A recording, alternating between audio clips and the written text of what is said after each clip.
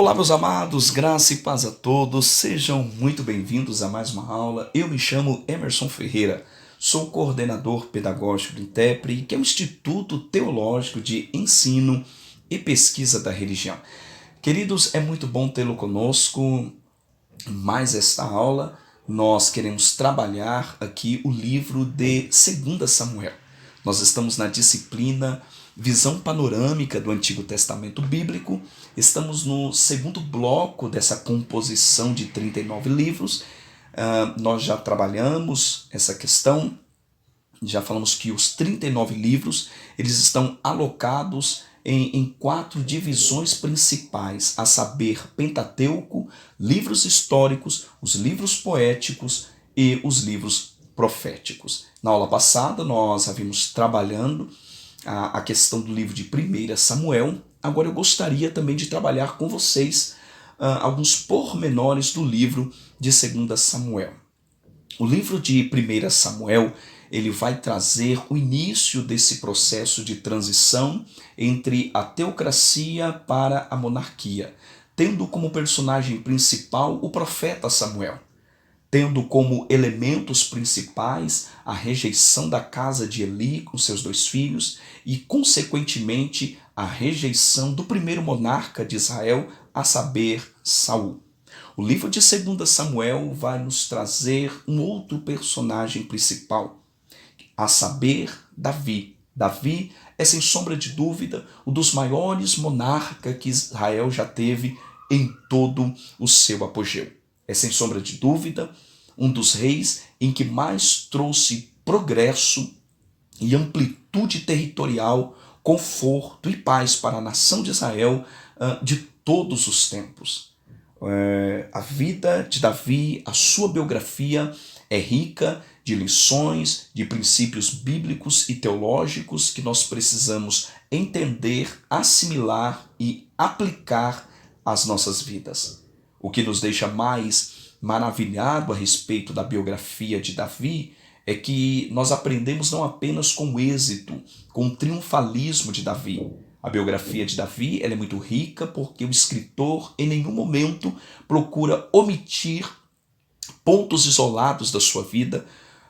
O autor, com muita seriedade, ele vai expor, vai deflagrar a fidelidade, o quebrantamento, a sinceridade de Davi, mas o mesmo escritor não vai deixar oculto os pecados, as fraquezas, os fracassos de Davi na família, na sua vida espiritual e, consequentemente, no teu reino. Portanto, aprender sobre a biografia de Davi é, sem sombra de dúvida, extremamente importante. O que nós precisamos entender é que o livro de 2 Samuel ele vai trazer a segunda fase da história da nação de Israel, que é nada mais nada menos a consolidação do reino, e vai ter como principal personagem essa ilustre biografia que é, sem sombra de dúvida, a do rei Davi. Davi, como nós sabemos, ele é considerado dentro do cenário de toda a história deste povo como seu maior rei, tornando-se a representação do grande rei que estava por vir, a saber, o Messias. Também é Davi o responsável que vai preparar Israel para viver suas maiores glórias como nação. Isso é muito nítido em toda a narrativa do escritor nos livros de 2 Samuel e Crônicas. Vamos entender um pouquinho mais a respeito da biografia deste monarca, sem sombra de dúvida, dos homens mais importantes de toda a Bíblia Sagrada. A origem de Davi ela é muito simples. Davi ele é nascido da cidade de Belém, é filho de Jessé e tem 7 irmãos. Dentre estes 7 irmãos, 3 irmãos se destacavam, a saber, Eliabe, Abinadab e Samar. Ele apareceu para a nação de Israel após os atos contínuos de desobediência de Saul e a constante tristeza de Samuel com os acontecimentos que estavam ocorrendo dentro do reino. Samuel havia se sentido culpado pelos sucessivos fracassos e desobediências de Saul, a ponto de o próprio Deus o repreender, conforme vemos em 1 Samuel capítulo 16, verso 1. Atente para o que diz o texto. Até quando você irá se entristecer por causa de Saul? Eu o rejeitei como rei de Israel. Encha o teu chifre com óleo e vá até Belém. Eu o enviarei a Jessé. Escolhi um de seus filhos para fazê-lo de rei. Queridos, Samuel, cumprindo as ordens do Senhor, foi ao encontro de Jessé, e quando ele chega lá, ele manda chamar Davi, que era um jovem pastor de ovelhas, que tinha boa aparência e que gostava de tocar e também de cantar. Ele tinha por hábito compor suas canções em forma de poesia. É importante observar que muitos duvidam que Davi tivesse uma feição agradável por conta do seguinte versículo, quando diz em 2 Samuel, em 1 Samuel capítulo 16, verso 7, o homem vê a aparência, mas o Senhor vê o coração. Mas como é possível perceber esta afirmação? Não está relacionada à aparência de Davi. O texto é muito claro. Outro fator importante nesse momento inicial da aparição de Davi foi que o Espírito do Senhor veio sobre ele, confirmando assim o ato executado pelo profeta, dando-lhe ao então jovem futuro rei de Israel autoridade, e não apenas autoridade, mas é uma forma de evidenciar que Deus estava projetando Davi como futuro grande monarca. Esta era a perfeita vontade de Deus. Atente para o contraste, pois o próximo versículo nos afirma que o Espírito do Senhor se retira de Saul. Perceba, irmãos, que esse talvez seja um dos contrastes mais tristes de toda a Bíblia Sagrada. Ao tempo em que o Espírito de Deus se apossa de Davi, o Espírito de Deus também se retira de Saul. É uma forma de Deus deixar muito claro aos leitores, e o escritor faz questão de deixar isso de forma bem clara e aberta, que Deus naquele momento já estava escolhendo um novo rei para Israel, e que esse rei era segundo a sua vontade. Queridos, Davi então, mesmo depois de receber a unção do profeta como futuro rei de Israel, ele sabia que o momento de subir ao trono da nação ainda seria conquistado um pouquinho mais à frente. O Senhor seria encarregado de promover este momento tão importante. Afinal, queridos, Davi nunca havia procurado ocupar tal posição. Isso é muito claro, é evidente. Se Deus enviou o profeta até ele, seria também capaz de criar circunstâncias para levá-lo ao trono. Todavia, o primeiro contato de Davi com a corte, ele não demorou a acontecer, pois assim que o Espírito do Senhor se afasta de Saul, é relatado que um outro espírito, dessa vez maligno, apossa-se do então rei rejeitado, e devido aos sofrimentos do mandatário, seus oficiais, eles recomendam um tratamento através de um canto ou através da música. Diante desta proposição, ou diante desta circunstância que foi criada, não demorou para alguém se lembrar de Davi e apresentar um currículo irrecusável. Atente para o que diz 1 Samuel capítulo 16, verso 18. Olha o que vai dizer esse oficial dentro da corte. Eu conheço um filho de Jessé, de Belém, que sabe tocar harpa. Atente para as qualidades. Tocar harpa, é guerreiro valente, sabe falar bem, tem boa aparência e, para mim, essa é a mais crucial de todas. O Senhor é com ele. Em seguida, queridos, Davi ele é solicitado a se apresentar na corte diante do rei. É necessário aqui ressaltar para todos vocês que o fato de o próprio Senhor ser o agente que envia o espírito maligno sobre a vida de Saul, isso não significa que Deus tenha prazer em fazer isso, nem mesmo que isso se constitua sua vontade soberana. Todavia, queridos, no entanto, a gente precisa entender que quando a pessoa o coloca para fora do seu coração, outras forças estão prontas a ocupar o espaço, e Jesus deixou isso muito claro no Evangelho de Lucas, no capítulo 11, verso 24, até o versículo de número 26.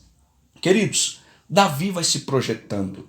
A projeção de Davi frente à nação de Israel, ela ocorreu basicamente em 3 episódios distintos. Atente bem. Primeiro, a prodigiosa vitória sobre Golias. Segundo, as mais vitórias alcançadas como comandante de uma guarnição do exército real. Terceiro, o fato de tornar-se o rei, ou melhor, o fato de tornar-se o genro do rei. O fato de Davi ter servido ao rei como seu músico particular não lhe confere nenhuma notoriedade diante do povo de Israel. Não há muitos detalhes sobre esse período. Olhando com cuidado, todo o relato nos dá a entender que Davi tocava para o rei em períodos de crise, quando este estava no ápice de sua loucura. Depois ele retornava para o seu lar, lá na casa de seu pai Jessé. Depois de muitas ocorrências de Davi ter que ir até a corte do rei para expelir os demônios que estavam sobre Saul, 1 Samuel capítulo 18, verso 2 vai nos relatar: daquele dia em diante, Saul manteve Davi consigo e não deixou voltar à casa de seu pai. Queridos, olhando muito bem, a gente vai perceber que o confronto de Davi foi que traz Davi à tona a todo Israel. A batalha com Golias, sem dúvida alguma, foi o divisor de águas na vida de Davi, pois foi a primeira oportunidade de projeção que Davi teve. A situação, que era um obstáculo intransponível para muitos, ou por que não dizer para todos, inclusive para o rei e todo o seu exército, tornou-se a grande chance de Davi que, com muita fé em Deus, dependência do Senhor, coragem e sabedoria, não desperdiçou o momento de se aproximar do trono, pois havia sido oferecido uma recompensa singular, né, para o guerreiro que aceitasse o desafio de lutar e de vencer o gigante. Percebam, queridos, que o que foi motivo de medo, de constrangimento para muitos, foi a oportunidade que Davi encontrou de entender que Deus era na sua vida e projetar-se diante das circunstâncias. A pergunta que eu gostaria de fazer é: diante da crise que muitos são abatidos, que muitos sofrem os seus efeitos, porque crise gera efeitos, e esses efeitos, na grande maioria, são danosos à saúde mental, à saúde física e, consequentemente, espiritual. A grande pergunta é: o que as crises fazem conosco? O que a crise faz com você quando bate à sua porta? A gente precisa entender que, na dependência de Deus, sobre a autoridade e a égide do Espírito do Senhor, em todas as crises somos mais do que vencedores. O que poderia ser um desafio, o que poderia denotar a falência de ministério de muitos, para Davi, lá no vale de Elá, que era o sudeste de Jerusalém, onde se trava essa batalha, foi a oportunidade que Davi encontrou de entender o seu chamado e a sua importância.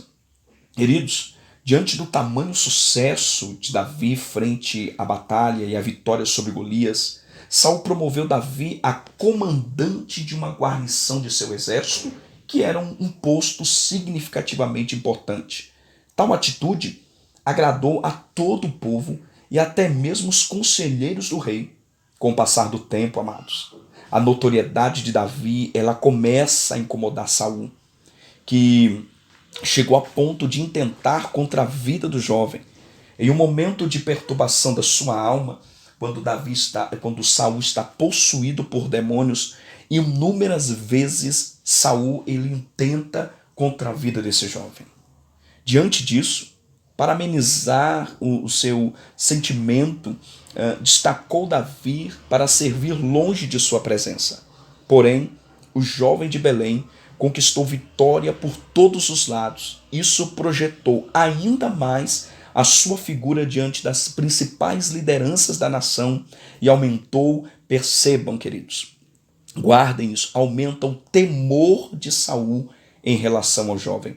Olha o que diz o texto de 1 Samuel, capítulo 18, que vai do verso 14 até o verso de número 16. Olha o que diz esse texto.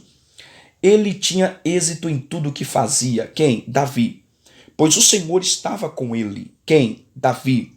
Vendo isso, Saul teve muito medo de Davi.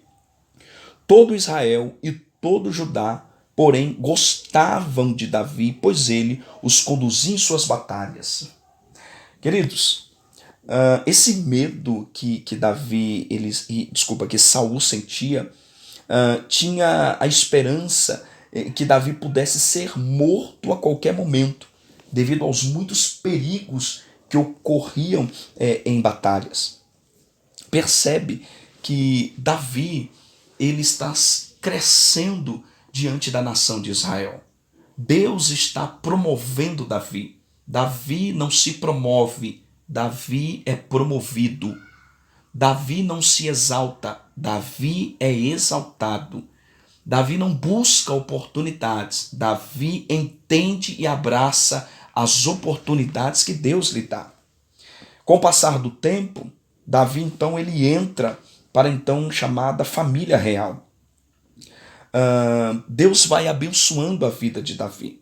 Para a gente finalizar essa aula, para não ficar muito longa, a gente vai entender que Saul havia prometido a sua filha ao guerreiro que vencesse a batalha contra Golias. Vocês lembram que Saul era um dos requisitos daquele que vencesse a batalha contra Golias. Está muito claro no texto, em 1 Samuel capítulo 17, verso 25. Porém, se você observar, após a vitória, Saul ele fica quieto e ele ignora a sua própria palavra que havia dito. Depois de uma tentativa de colocar Davi nas mãos dos seus adversários filisteus, ele promete que se ele lutasse as batalhas do rei com bravura e lhe daria sua filha mais velha. Quem era? Merabe, em casamento.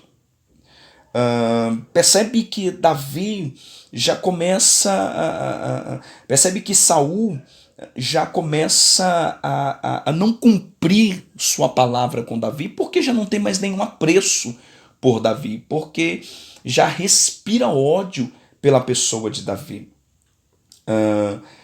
No tempo de cumprir a sua promessa, ele ignora, né, aquilo que havia dito e deu a sua filha a outro homem. A narrativa bíblica vai dizer isso. Por fim, ao descobrir que sua filha mais nova, que era Mical, estava afeiçoada por Davi, ele lançou o guerreiro em uma nova armadilha. Não eram oportunidades. Saul não via a hora de Davi morrer, essa é a grande verdade.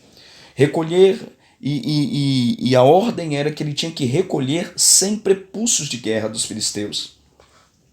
Em uma outra oportunidade, a gente vai falar mais detalhadamente o que viria a ser esses prepúcios dos filisteus. Mas a vida de Davi, na verdade, queridos, ela estava protegida pelo próprio Senhor dos Exércitos. E ele levou Saul a 200 prepúcios de filisteus. Ou seja, ele pediu 100 na certeza de que Davi morreria. Davi, então, com muita ousadia, bravura e dependência de Deus, lhe traz 200 prepúcios filisteus. Dessa vez, não resta uma outra alternativa a não ser torná-lo Davi como seu genro, o que gera ainda mais um sentimento de instabilidade por parte de Saul para com Davi. Assim, queridos, Davi entra para a família real como príncipe em Israel. Ele tem seu nome exaltado em toda a nação e possuía uma excelente amizade com Jonatas. Quem era Jonatas? O filho mais velho de Saul. Ele desfruta de uma grande admiração por parte desse príncipe. O jovem guerreiro estava bem próximo do trono. Nenhuma das armadilhas de Saul foi capaz de tirar aquilo que o Senhor tinha preparado para Davi. Esse cuidado de Deus, ainda nos dias de hoje, se cumpre na vida, queridos, de todos aqueles que permanecem fiel e entendem o seu chamado. Queridos, eu quero ficar por aqui. mas eu gostaria que você entendesse um pouquinho a respeito, principalmente das dificuldades, ou da maior dificuldade que nós temos como ser humano, que é aplaudir, lidar com o sucesso do outro. A Bíblia vai dizer que nós devemos alegrar com os que se alegram e chorar com os que choram. Eu entendo, queridos, que na grande maioria das vezes é muito mais fácil para muitos chorar com os que choram do que se alegrar com os que se alegram. Por quê? Porque no momento de apatia, no momento de tristeza, no momento de comoção, nós temos muito mais facilidade de ser solidário. Mas no momento em que a gente percebe o sucesso do outro, em paradoxo, a gente observa e não percebe o mesmo sucesso, seja ele na vida ministerial, seja ele na vida familiar, seja ele na vida secular, profissional. A gente tem dificuldade, muitas pessoas têm dificuldade de lidar com o sucesso do outro. É fácil chorar com o que chora, mas aplaudir o sucesso do outro temos uma significativa dificuldade. Queridos, percebe que este foi um dos pecados que conduziu Saul ao então escolhido de Deus a ser então rejeitado, passar a ser um endemoniado e por fim buscar o suicídio. Olha os passos largos que Saul dá em direção à sua perda de autoridade, a sua perda de intimidade e de comunhão com o Senhor nosso Deus. Queridos, diante desta tão flagrante verdade, policiemos o nosso coração, entendemos, sejamos sensíveis para entender o momento de Deus na nossa vida e o momento de Deus na vida do outro.